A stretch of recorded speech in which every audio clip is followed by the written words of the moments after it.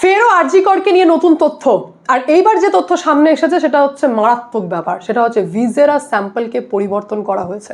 প্রথমে আমি আপনাদের সামনে জানাবো, একটুখানি গর্বের সাথে জানিয়ে দিই যে আজ থেকে 1 বছর আগে আরজি করকে নিয়ে আমি আপনাদের সামনে যা যা তথ্য তুলে ধরেছিলাম, সেটা place of occurrence seminar hall 9 থেকে শুরু করে ভিসেরা রিপোর্ট পরিবর্তন করা হয়েছে, এই খবর আমি আপনাদের সামনে তুলে ধরেছিলাম। তদন্তের নামে মৃত ডাক্তারের ভিসেরা পরিবর্তন করা হয়েছে। আর আজ আমি গর্বের সাথে বলছি যে একটা ইনফরমেশন আমি আপনাদেরকে সঠিক দিয়েছিলাম। রাজ্যে সরকার পরিবর্তন হওয়ার পর রত্না দেবনাথের বাড়িতে 2টি চিঠি যায়। আর এটা মে মাসের ঘটনা। গত মে মাসে রত্না দেবনাথের বাড়িতে 2টি চিঠি যায় এবং যিনি চিঠিটি লিখেছেন আর চিঠিতে যে অভিযোগ করা হয়েছে, এই দুটোই কিন্তু ভীষণ ইম্পর্টেন্ট ব্যাপার। চিঠি যিনি লিখেছেন, 2টি চিঠি যিনি পাঠিয়েছেন, তিনি হচ্ছেন ফরেন্সিক পরীক্ষাগারের প্রাক্তন কর্মী। নর্মাল হসপিটালে থাকা কোনো নর্মাল ব্যক্তি নয় বা কোনো ডাক্তার নয়, ইনি হচ্ছেন ফরেন্সিক পরীক্ষাগারের প্রাক্তন কর্মী। এই পরিচয় দিয়ে তিনি অভয়ার মা বাবার বাড়িতে 2টি চিঠি পাঠিয়েছিলেন গত মে মাসে, এবং সেই চিঠিতে মারাত্মক 3টি অভিযোগ করা হয়। এক, যে ভিসেরা স্যাম্পল পরিবর্তন করা হয়েছে। দ্বিতীয়, যে এটা সম্পূর্ণ প্রাক্তন মুখ্যমন্ত্রী, আমি লজ্জার সাথে জানাচ্ছি যে প্রাক্তন মুখ্যমন্ত্রী মমতা ব্যানার্জির নির্দেশে পরিবর্তন করা হয়। আর 3, সেটা হচ্ছে SFL এর 3 আধিকারিক এই কাজে জড়িত রয়েছিল, অর্থাৎ স্টেট ফরেন্সিক ল্যাবরেটরির 3 আধিকারিক এই কাজে জড়িত ছিল এবং তাদের নামও সেই চিঠিতে জানানো হয়।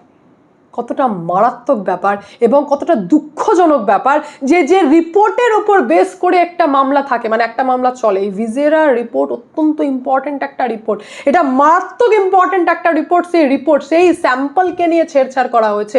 যদি CFSL স্যাম্পল, মানে ভাবুন একবার, যে ভিসেরার স্যাম্পলকে নিয়ে যদি ছেড়ছাড় করা হয়, তাহলে CFSL রিপোর্ট কি করে সঠিক আসবে? তার মানে তো পুরোটাই তছনছ করে দেওয়া হলো, পুরো মামলাটাই ঘেটে ঘ করে দেওয়া হলো। এমনই দাবি জানিয়েছেন যে এই 2টি চিঠির মাধ্যমে যে ফরেন্সিক পরীক্ষাগারের প্রাক্তন কর্মী এইরকম টাইপের দাবি জানিয়েছেন, যে দাবিটি জানার পরে এই 2 চিঠিকে নিয়ে শিয়ালদার আদালতে, বৃহস্পতিবার শিয়ালদার আদালতে জানিয়েছেন নির্যাতিতার মা বাবা, যেখানে এটা দাবি করা হয়েছে যে চিঠিটি যেন সঠিক তদন্ত হয় এবং সেই চিঠির কপি একটি CBI-কে এবং আরেকটি, যেটা আরজিকর মামলা তদন্ত করার জন্য SIT গঠন করা হয়েছে, তাদের হাতে দেওয়া হোক এবং এই চিঠির ওপর বেস করে যেন তদন্ত এগিয়ে যায়। কারণ এটা মারাত্মক অভিযোগ যে ভিসেরা স্যাম্পলকেই পরিবর্তন করে দেওয়া হয়েছে। এবার এই অভিযোগটা কেন অ্যাকিউরেট হতে পারে? তাহলে আমাদেরকে কিন্তু CBI স্ট্যাটাস রিপোর্ট দেখতে হবে। CBI স্ট্যাটাস রিপোর্টে যেখানে অলরেডি জানানো হয়েছিল যে 2024-এর 9 আগস্ট যখন আরজি করের মর্গে ময়না তদন্ত হয় বডির, তখন ভিসেরা স্যাম্পলকে কালেক্ট করা হয়েছিল এবং সেটাকে হাইপার স্যাচুরেটেড সলিউশনে প্রিজার্ভ করে রাখা হয়েছিল। এই ভিসেরা স্যাম্পল অর্থাৎ হচ্ছে যে যখন কারোর মৃত্যু ঘটে যায়, তো সেই মৃত্যুটাকে নিশ্চিত করতে যে কী কারণে হয়েছে সেটা জানতে গেলে আমাদেরকে ভিসেরা স্যাম্পল কালেক্ট করতে হয় এবং তার মাধ্যমে যে রিপোর্টটি আসে সেটা খুব সহজেই আমি বলতে পারি যে বিদেশে উন্নত মানের টেকনোলজি থাকার জন্য 1.5 মাসের মধ্যে আসে, কিন্তু আমাদের দেশে সেটা মানে 5 থেকে 6 মাস সময় লেগে যায়। তো সেই রিপোর্ট এতটা ইম্পর্টেন্ট একটা রিপোর্ট যার মাধ্যমে আপনি জানতে পারবেন যে মৃত্যুটা ঠিক কোন কারণে হয়েছে। এবং সবথেকে মারাত্মক ব্যাপার হচ্ছে যে CBI স্ট্যাটাস রিপোর্টে বলা হয়েছিল যে 9 তারিখে যেটা নমুনা সংগ্রহ করা হয়েছে, পোস্টমর্টম কমপ্লিট হওয়ার পর ভিসেরা স্যাম্পল যেটা কালেক্ট করা হয়েছে সেটা 13 তারিখে মানে 13 আগস্ট বেলগাছিয়ার পরীক্ষাগারে পাঠানো হয়েছিল এবং তারপর কেন্দ্রীয় ফরেন্সিক ল্যাবরেটরিতে পাঠানো হয়।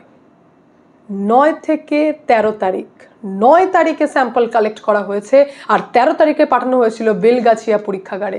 তাহলে এই মাঝখানের 4 দিন কি করছিল স্যাম্পল? কেন এত লেট করা হয়েছে? কেন পাঠানো হচ্ছিল না? তো তার উত্তর সঠিকভাবে পুলিশ দিতে পারেনি। আমি আপনাদেরকে মনে করাতে চাই যে আজ থেকে ঠিক 1 বছর আগে যখন বর্তমান মুখ্যমন্ত্রী LOP ছিলেন, তখন তিনি দাবি করেছিলেন এবং ওপেন টুইট করে দাবি করেছিলেন, আজও মুখ্যমন্ত্রী হওয়ার পর ওনার একটা টুইট যতটা ভ্যালুয়েবল, তৎকালীন টাইমে LOP মানে বিরোধী দলনেতা হওয়ার সময় ওনার একটা টুইট ইম্পর্টেন্ট ছিল এবং যেখানে তিনি ওপেন দাবি করেছিলেন যে আমার বিভিন্ন নির্ভরযোগ্য সূত্র থেকে আমি সংগ্রহ করেছি যে এই নিম্নলিখিত তথ্যগুলি দিয়ে বলেছিলেন যে তদন্তের নামে মৃত ডাক্তারের ভিসেরা পরিবর্তন করা হয়েছে। এটা মারাত্মক অভিযোগ, এবং সেই টাইমে বিনীত গোয়েলকে পর্যন্ত রাস্কেল বলেছিলেন বর্তমান মুখ্যমন্ত্রী শুভেন্দু অধিকারী। বলেছিলেন যে উনি প্রাক্তন মুখ্যমন্ত্রী মমতা ব্যানার্জির নির্দেশে এই সমস্ত কাজ করেছেন, এবং তারপর যখন মে মাসে নির্যাতিতার বাড়িতে দুটি চিঠি আসে এবং সেই চিঠি যিনি লিখেছেন তিনি নিজে একজন প্রাক্তন সিএফএসএল কর্মী, এবং তিনি দাবি জানাচ্ছেন যে এসএফএল অর্থাৎ স্টেট ফরেন্সিক ল্যাবরেটরির যে সমস্ত আধিকারিক রয়েছেন 3 জনের নাম দিয়ে বলেছেন যে ওনারাই পরিবর্তন করেছেন। তো আমি কেন বিশ্বাস করব না যে প্রাক্তন মুখ্যমন্ত্রী যখন বিনীত গোয়েলের ফোন থেকে নির্যাতিতার বাবার সাথে কথা বলতে পারেন, তো বিনীত গোয়েলকে নির্দেশও দিতে পারেন। আর সেই তৎকালীন পুলিশ কমিশনার বিনীত গোয়েলের সেই ভয়ঙ্কর দাপট, তিনি সেই দাপট কাজে লাগিয়ে 3 জন এসএফএলকে দিয়ে ভিসেরা স্যাম্পল পরিবর্তনও করে দিতে পারেন।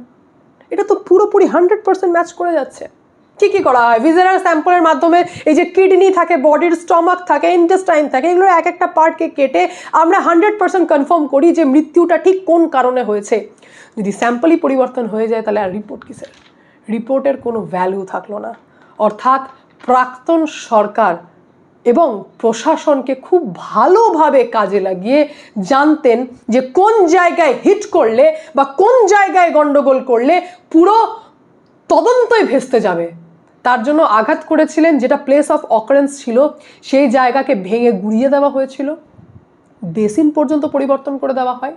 থার্ড, বাথরুমকে গুড়িয়ে দেওয়া হয়েছিল। হঠাৎ করে বলা হয় যে রেনোভেশন করা হচ্ছে বাথরুমের, কারণ এগুলো হচ্ছে এক একটা জায়গা যেখান থেকে পুরো তদন্ত বেরিয়ে আসবে, মানে ফিঙ্গারপ্রিন্ট থেকে শুরু করে বিভিন্ন জিনিস পাওয়া যাবে। সেমিনার হলে কিছু হয়নি, আর সেমিনার হল প্লেস অফ অকারেন্সই নয়। ফোর্থ, সেটা হচ্ছে যে ভিসেরা যে রিপোর্ট চার্জশিট পেশ হয়ে যাবার পরেও তদন্তকারী আধিকারিক জানিয়ে দেন যে আমরা সিএফএসএল রিপোর্টের জন্য অপেক্ষা করছি, এবং সেই রিপোর্টটি এলেই পুরোটা জলের মতো ক্লিয়ার হয়ে যায়।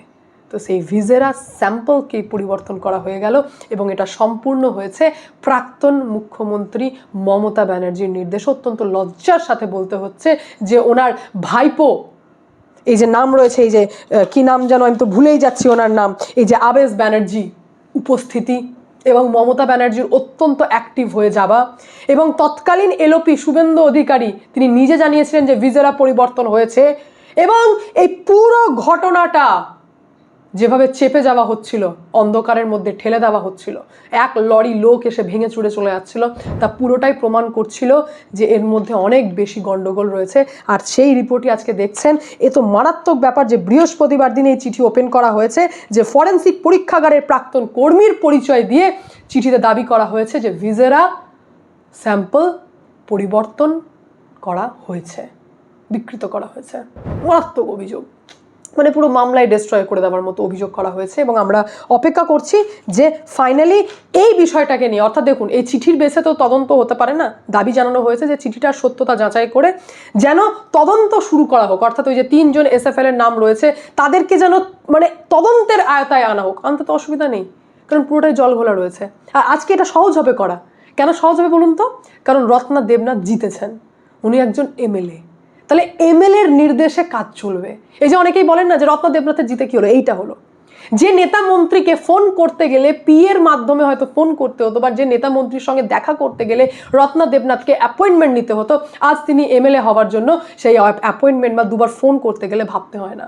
তো এটাই হয়েছে, আর যার জন্য আজকে মারাত্মক, মানে আজ থেকে 1 বছর আগেই যখন আমি জেনেছিলাম, এবং মারাত্মক বিষয় হচ্ছে যে যখন প্রাক্তন এলওপি মানে যিনি ছিলেন তৎকালীন এলওপি যিনি ছিলেন শুভেন্দু অধিকারী, তিনি যখন নিজে বলেছিলেন যে ভিসেরা রিপোর্ট পরিবর্তন হয়েছে এবং বিশ্বাসযোগ্য সূত্র থেকে তিনি জানতে পেরেছিলেন, আর তখনই বিনীত গোয়েলকে রাস্কেল পর্যন্ত বলেছিলেন। দেখুন সবটা তো খুলে বলা যায় না, কিছু তো মার্জিত রাখতে হয়, সেই কারণে তিনি যতটা পেরেছিলেন একটু চেপে বলে দিয়েছিলেন। তো আজ সেটাই কোথাও না কোথাও সত্য হচ্ছে, এবং কে জানাচ্ছে? যে ফরেন্সিক পরীক্ষাগারের প্রাক্তন কর্মী তিনি নিজেই জানিয়ে দিচ্ছেন যেটা হয়েছিল। তাহলে 4 দিন ধরে বলুন তো, পোস্টমর্টেম হয়ে যাওয়ার পর 4 দিন লেগেছিল বেলগাছিয়া পরীক্ষাগারে পাঠাতে একটা ভিসেরা স্যাম্পল। তো গন্ডগোল তো ছিল, আজ পরিষ্কার হয়ে যাচ্ছে যে এই গন্ডগোলের গোড়ায় কারা কারা ছিল এবং শীর্ষ মাথা জড়িত রয়েছে, পরিষ্কার বোঝা যাচ্ছে। এবং আমরা আশাবাদী সিবিআইয়ের কাজে একদম সন্তুষ্ট নয়, আমরা এক্সপেক্ট করিনি কিন্তু তারপরে আমরা আশাবাদী যে এসআইটি গঠন করা হয়েছিল আরজি কর তদন্তের, সেখানে পরিবর্তন করা হয়েছে, নতুন টিম গঠন করা হয়েছে এবং তারপরেই আমাদের যে সমস্ত এক্সপেকটেশন ছিল, অর্থাৎ 3 জন আইপিএস সহ আরও 15 জনের বয়ান রেকর্ড করা হয়েছে, যেগুলো কোথাও না কোথাও আগে গাফিলতি ছিল, অর্থাৎ শ্মশানে যে সমস্ত লোকজন তাদের বক্তব্য বয়ান রেকর্ড করা এবং বাইরে যাদেরকে বয়ান রেকর্ড করা হয়নি, মানে জাস্ট সন্দেহ করে জিজ্ঞাসাবাদ করে ছেড়ে দেওয়া হয়েছিল, তাদেরও বয়ান রেকর্ড করা হয়েছে এবং যার মাধ্যমে হাইকোর্টেও এইবার বেশ কিছু ইম্পর্টেন্ট তথ্য রিপোর্ট জমা পড়েছেন। অর্থাৎ এক কথায় বলতে গেলে যে আরজি করের অফিসার পরিবর্তন হওয়ার পর এবং নতুন এসআইটি গঠন হওয়ার পর বেশ এই তদন্তে অগ্রগতি চোখে পড়ছে, যার জন্য আপনারা দেখতে পেলেন যে ভিজেরাকে নিয়ে মারাত্মক তথ্য সামনে এসেছে। এরপর আমি আপনাদেরকে ক্লিয়ার করে দিই যে সরকারের কেমন উদ্দেশ্য। সরকারের এই উদ্দেশ্য নিয়ে আমার বিন্দুমাত্র সন্দেহ নেই, কারণ এখনো পর্যন্ত আমরা যা যা দেখছি তাতে মনে হচ্ছে যে সরকার সঠিকটাই মানুষের সামনে প্রেজেন্ট করতে চাইছেন। না হলে লাস্ট 15 বছর আগের সরকার যা যা দুর্নীতি করেছে তার ডিটেলস রিপোর্ট মানুষের সামনে তুলে ধরার কী বা দরকার ছিল। বেশ কিছু ফটো আমাদের সামনে বিচলিত করেছে এবং যার মাধ্যমে আমাদের মনের মধ্যে কোথাও না কোথাও একটা জায়গা তৈরি হয়েছে, একটা প্রশ্ন তৈরি হয়েছে। শান্তনু সেনের মতো ডাক্তারকে যখন আমরা স্টেজে দেখি তখন মনের মধ্যে কোয়েশ্চেন হয় যে এই তৃণমূলের লোকজনই হয়তো সবটা দখল করে নিল, অর্থাৎ এ তো সেই একই ফেস। তারা আনন্দের মধ্যেও রয়েছে যে একটা সময় আমরাই হব, আমরাই থাকবো, এই যে ব্যাপারগুলো। কিন্তু তারপরেও আজ আমার বলতে ভালো লাগছে যে এই ঘটনা যা ঘটছে দেখার পরেও দেখছি যে 15 বছরের দুর্নীতির যে সমস্ত ঘটনা ঘটেছে তা প্রকাশ করা হবে, পূর্ণাঙ্গ শ্বেতপত্র প্রকাশ করা হবে এবং তার জন্য মানে এই পূর্ণাঙ্গ শ্বেতপত্র প্রকাশ করার সিদ্ধান্ত বৃহস্পতিবার দিন, যেটা আমাদের রাজ্যের মন্ত্রিসভার বৈঠক হয়েছে, সেই বৈঠকেই সিদ্ধান্ত নেওয়া হয়েছে এবং সেখানে কমিটিও গঠন করা হয়েছে। কমিটির মাথায় থাকবেন আমাদের রাজ্যের বর্তমান যিনি অর্থমন্ত্রী রয়েছেন স্বপন দাশগুপ্ত এবং তার সাথে রয়েছেন শিল্পমন্ত্রী তাপস রায় সহ আরও 5 জন রয়েছেন এই কমিটির সদস্য, যারা প্রত্যেকটা দপ্তরের পূর্ণাঙ্গ শ্বেতপত্র প্রকাশ করবেন। কি রয়েছে এই শ্বেতপত্রে?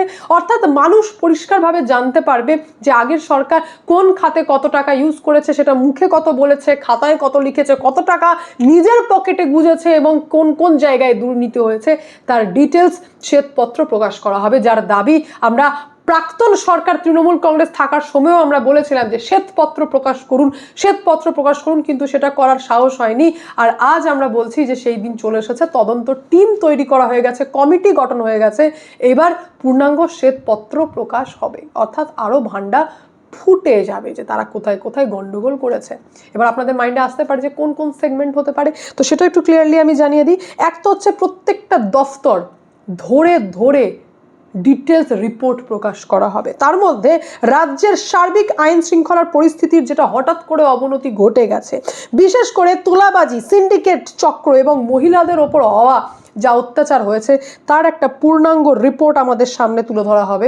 সরকারি দপ্তরের পাহাড় প্রমাণ যে দুর্নীতি হয়েছে, সেটা শিক্ষা দপ্তর বলতে পারেন, পুরসভা থেকে শুরু করে সমবায় পর্যন্ত সব ক্ষেত্রেই নিয়োগ প্রক্রিয়ার যে দুর্নীতি হয়েছে তারও ডিটেলস শ্বেতপত্র আমরা দেখতে পাবো।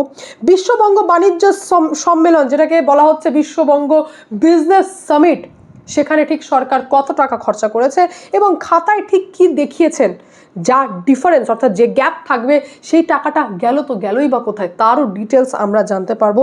ভেঙে পড়া স্বাস্থ্য পরিকাঠামো, অর্থাৎ হঠাৎ করে যে স্বাস্থ্য ব্যবস্থা পুরোপুরি কোল্যাপস করে গেছে, হঠাৎ করে এত খারাপ পরিস্থিতি কেন হবে, তো সেটারও শ্বেতপত্র আমরা দেখব যে কোথায় কোথায় দুর্নীতি হয়েছে। ওই যে অভিষেক ব্যানার্জির আপনারা জানেন যে সেবাশ্রয়, এটা নিজের মধ্যে একটা দুর্নীতি ছিল। এক তো হচ্ছে দুর্নীতি করার জায়গা, সেকেন্ড হচ্ছে সরকারের টাকাকে নিয়ে বেইমানি করা, নষ্ট করা, আর থার্ড হচ্ছে যে সাধারণ মানুষের জীবনকে নিয়ে পর্যন্ত তছনছ করা। অর্থাৎ মানে এমনি লোকরা লাইন দিয়ে দাঁড়াচ্ছে, হোমিওপ্যাথির ডাক্তারকে নিয়ে আসছে। আমি হোমিওপ্যাথির ডাক্তার খারাপ সেটা বলছি না, কিন্তু হোমিওপ্যাথির ডাক্তার অ্যালোপ্যাথি ট্রিটমেন্ট কী করে করবে, বা অ্যালোপ্যাথি ডক্টর হোমিওপ্যাথি ট্রিটমেন্ট কী করে করবে? তাদের ছিনিমিনি খেলা, মানে কোনো জানেই না বুঝেই না, মূর্খের মতো করে একটা কিছু করলেই হলো আর টাকা কামানোর জায়গা তৈরি করলেই হলো। এই যে মেন্টালিটি, নোংরা মেন্টালিটি, ক্রিমিনাল মেন্টালিটি বলতে পারেন এই যে রয়েছে, অর্থাৎ মানুষ মরে গেলে দায় কে নেবে, এটা তো ভিজেরা রিপোর্টই চেঞ্জ করে দেয়। তো এই যে তাদের মধ্যে একটা ক্রিমিনাল মেন্টালিটি রয়েছে, তো এই যে ভেঙে পড়া স্বাস্থ্য পরিকাঠামো এইভাবে কি করে ভেঙে গেল, এত স্টাফ কম কি করে এগুলো করলো, এত কন্ট্রাকচুয়াল নিয়োগ, যারা হয়তো ঠিকভাবে প্রশিক্ষিতই নয়, মানে তাদের কোনো ঠিকঠাক হয়তো ট্রেনিংই হয়নি। মমতা ব্যানার্জি তো এই বছর হয়তো জিতে গেলে 5 বছরের জন্য এলে হয়তো 1 মাসের নার্সও তৈরি করে দিতেন। তো এই যে মেন্টালিটি, এটারও একটা শ্বেতপত্র প্রকাশ করা হবে এবং শীর্ষ স্তরের মদতে চলা যাবতীয় অব্যবস্থা এবং বেনিয়মের শ্বেতপত্র, যেটাকে বলা হচ্ছে পূর্ণাঙ্গ শ্বেতপত্র, প্রকাশ করা হবে। এটা প্রত্যেকটা সরকারের করা উচিত, জানেন তো।